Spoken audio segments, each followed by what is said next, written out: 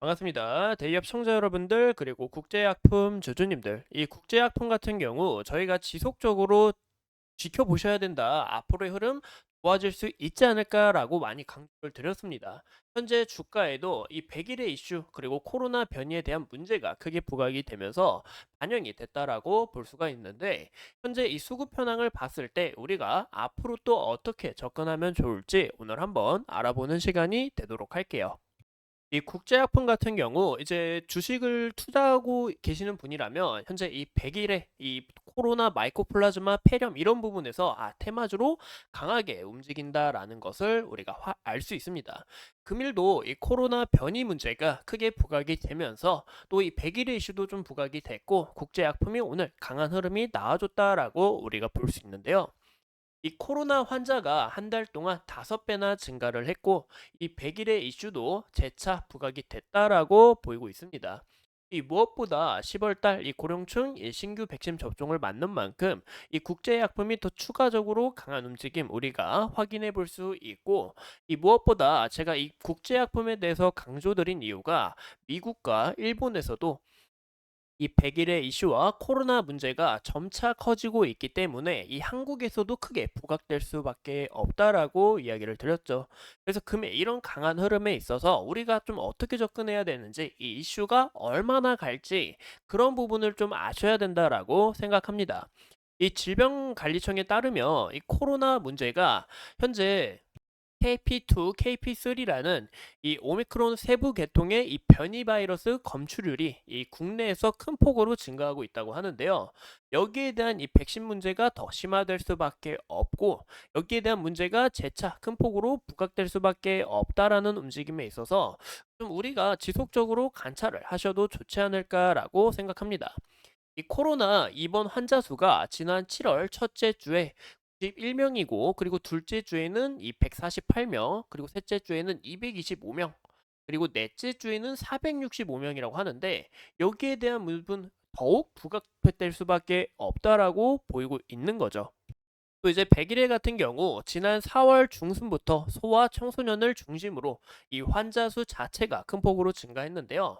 2018년에 누적 환자가 약 980명이었는데 980명 대비 15배나 증가를 했다고 합니다. 이런 부분에서 이 코로나 문제까지 겹쳐서 이 100일애가 더 확산이 될 수 있고, 이 100일애 자체도 이 7차 주사까지 맞아야 되는데 현재 6차 주사까지만 맞고 7차까지 가는 이런 사람들이 좀 없다 보니까 현재 이 질병관리청에서도 더욱 심화될 수밖에 없고, 여기에 대한 부분이 부각될 수밖에 없다라고 보이는 거죠. 그래서 이런 이슈 좀 간단하게 맞췄고, 우리가 이 국제약품 어떻게 접근하면 좋냐 여기에 대해서 오늘 한번 알아보려고 하는데요.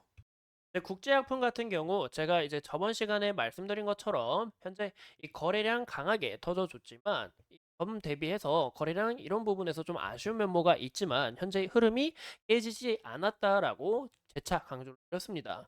현재 이 구간의 지지라인, 이 두 가지 지지라인 우리가 지켜보셔야 된다. 여기에 대한 흐름이 깨지지 않는다면 추가적으로 물량 쌓인 후에 재차 움직임이 부각될 수 있다라고 이야기를 들었습니다.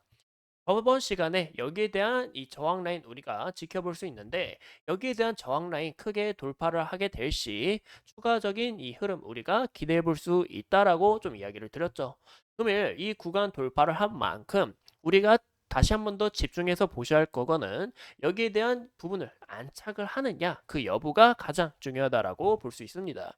현재 이 5분봉으로 좀 봤을 때 이 변동성 자체가 굉장히 크다라는 것을 우리가 확인할 수 있는데요. 그 이유가 유통 비율이 58%인 만큼 추가적으로 지속적인 이 매수세와 매도세로 인해서 이 변동성 자체가 굉장히 커졌다라고 볼 수가 있는 거죠.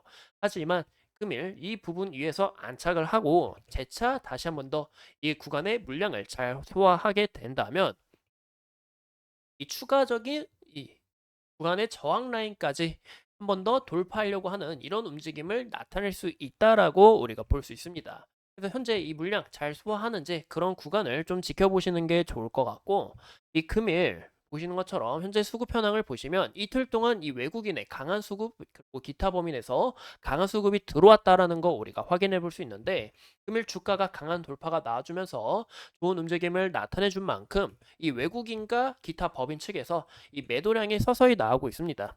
이런 부분에서 이 수급 현황이 또 어떻게 흘러가는지 우리가 지속적으로 지켜보셔야 된다라고 이야기를 드리고 싶고, 하지만 제가 봤을 때는 현재 거래량 보시는 것처럼 강하게 터져주고 있는 만큼 재차 한 번 더 부각될 수 있다라고 좀 보이고 있습니다.